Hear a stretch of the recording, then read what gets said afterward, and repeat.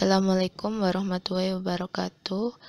Perkenalkan, kami dari kelompok 14 akan menyampaikan materi bab kelima tentang siklus pengeluaran, pembelian, dan pengeluaran kas. Nama kelompok yang pertama Senja Putri Yuanita, NIM 093 dari A4. Yang kedua Ayu Kurniawati Aplan, NIM 160 dari A4. Yang ketiga adalah Alia Ayu, NIM 234 dari A4. Pada kesempatan ini, materi yang kita bahas yang pertama adalah pengertian siklus pengeluaran, yang kedua tujuan siklus pengeluaran, yang ketiga fungsi sistem informasi akuntansi pada siklus pengeluaran, yang keempat adalah aktivitas dasar siklus pengeluaran, yang kelima tentang ancaman dan pengendalian, dan yang keenam adalah diagram model data. 1.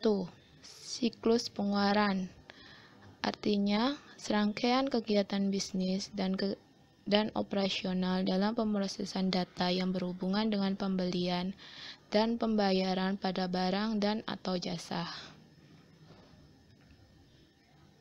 Yang kedua, tujuan siklus pengeluaran. 1. Memastikan bahwa seluruh barang dan jasa dipesan sesuai keperluan dan menerima seluruh barang yang dipesan dan memverifikasikan bahwa barang tersebut bahwa valid dan benar. Yang kedua, menjaga barang tersebut sampai dibutuhkan. Artinya di sini perusahaan atau individu harus menjaga kualitas barang yang akan didistribusikan atau akan yang diproduksi. Ketiga, memastikan bahwa faktur adalah valid dan benar. Artinya bahwa faktur tersebut harus benar-benar dan tidak palsu. Yang keempat adalah mencatat dan mengklasifikasikan pengeluaran secara cepat dan tepat. Artinya kita harus menggolongkan pengeluaran apa saja yang akan kita gunakan di kemudian hari. Yang kelima adalah memposkan kewajiban dan pengeluaran kas dalam perkiraan pemasukan yang tepat pada buku besar utang usaha. Jadi kita harus mendulukan kewajiban yang ada dalam perusahaan dan menyusunnya pengeluaran apa saja yang dibutuhkan pada buku besar utang usaha. Yang keenam adalah memastikan semua pengeluaran kas sesuai dengan yang sudah diotorisasi. Artinya di sini kita harus benar-benar memastikan bahwa pengeluaran kas pada perusahaan itu sesuai dengan otoritas yang sudah ditentukan dan tidak ada terjadinya penyelewengan pada pengeluaran kas pada perusahaan. Yang ketujuh adalah menyiapkan dokumen dan laporan keuangan yang berhubungan dengan barang dan jasa.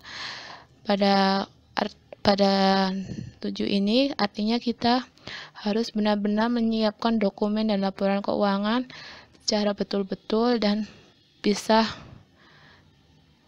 harus dinyatakan valid dan benar tanpa mengurangi ataupun menambahi laporan yang dibutuhkan oleh perusahaan.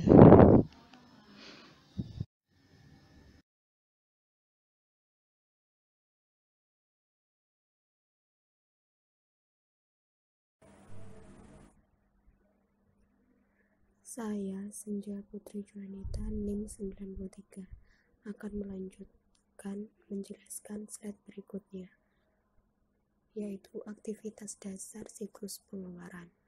Yang pertama, memesan bahan baku, perlengkapan, dan jasa. Yang kedua, menerima bahan baku, perlengkapan, dan jasa. Yang ketiga, menyetujui faktor pemasok. Yang keempat, pengeluaran kas. Memesan bahan baku, perlengkapan, dan jasa. Yang pertama yaitu faktor yang harus dipertimbangkan. A. Harga, kualitas bahan baku. B. Dapat diandalkan dalam melakukan pengiriman. Yang kedua, dokumen dan prosedur. Yang A. Pesanan pembelian adalah sebuah dokumen atau formulir elektronis yang secara formal meminta pemasok untuk menjual dan mengirimkan produk yang disebutkan dengan harga yang telah ditentukan. B. Pesanan pembelian juga merupakan janji untuk membayar dan menjadi sebuah kontrak begitu pemasok menyetujuinya. Yang C.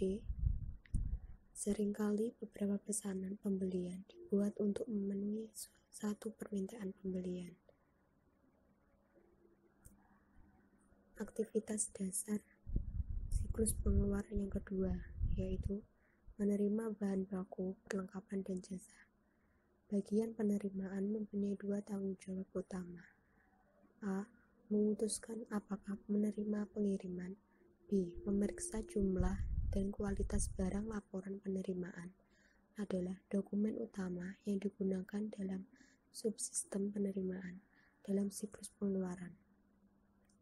Laporan ini mendokumentasikan rincian mengenai setiap kiriman termasuk tanggal penerimaan, pengiriman, pemasok, dan nomor pesanan pembelian. Bagi setiap barang yang diterima, laporan ini menunjukkan nomor barang, deskripsi, unit ukuran, dan jumlah barang yang diterima. Aktivitas dasar siklus pengeluaran yang ketiga, menyetujui faktur pemasok. Bagian utang usaha menyetujui faktur penjualan untuk dibayar. B.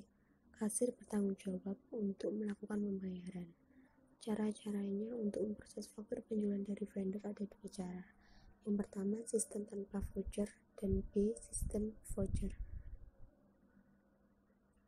Efisiensi pemrosesan dapat diperbaiki dengan A. Meminta para pemasok untuk memberikan faktur secara elektronis, baik melalui EDI atau melalui internet. B.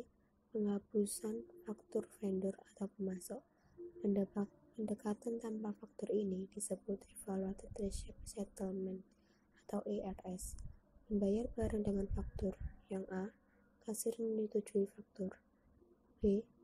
Gabungan dari faktur vendor dengan dokumen pendukungnya disebut bundle voucher. C.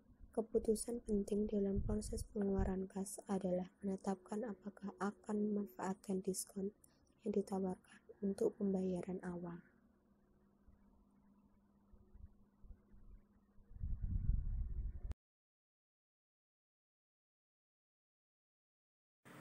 Selanjutnya adalah ancaman.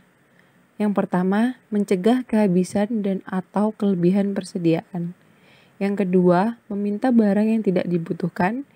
Yang ketiga, membeli dengan harga yang dinaikkan. Yang keempat, membeli barang berkualitas rendah. 5. Menerima barang yang tidak dipesan. 6. Membuat kesalahan dalam penghitungan. 7. Mencuri persediaan perusahaan. 8.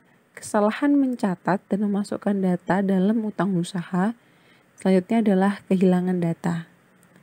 Untuk pengendalian, yang pertama adalah sistem pengendalian persediaan. Yang kedua, analisis kinerja pemasok. 3. Persetujuan permintaan pembelian. 4. Batasi akses ke permintaan pembelian kosong. 5. Konsultasi daftar harga. 6. Pengendalian anggaran. Selanjutnya ada contoh diagram data, yaitu model data siklus pengeluaran. Diagram REA partial siklus pengeluaran. Nah, pada diagram REA, banyaknya barang dan pemesanan barang dihubungkan dari banyak menjadi satu. Maksudnya apa? Dilihat di sebelah kanan, permintaan barang, pengisian barang, dan barang pesanan itu menjadi satu di persediaan. Jadi seperti itu. Jadi persediaan itu akan mengalir di permintaan persediaan dan persediaan pesanan.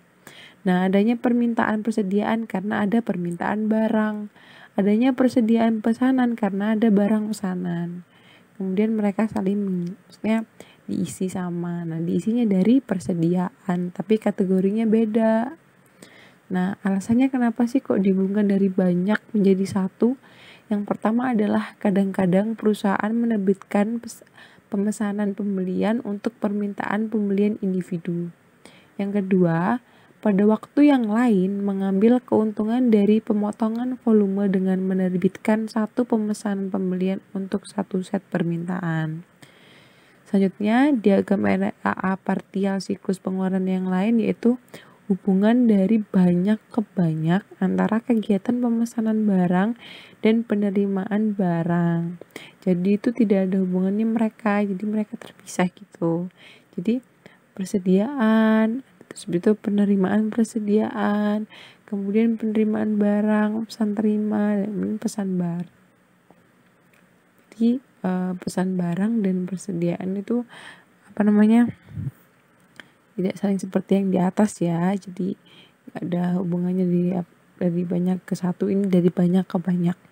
Nah, alasannya kenapa? Yang pertama adalah kadang pemasok membuat beberapa pengiriman terpisah untuk memenuhi satu pesanan pembelian. Yang kedua, lain waktu para pemasok mengisi beberapa pesanan pembelian dengan satu pengiriman. Kadang juga para pemasok melakukan pengiriman untuk mengisi penuh pemesanan pembelian tunggal. Nah, sekian dari saya dan teman-teman saya. Apabila ada kesalahan kata, kami mohon maaf sebesar-besarnya. Wassalamualaikum warahmatullahi wabarakatuh.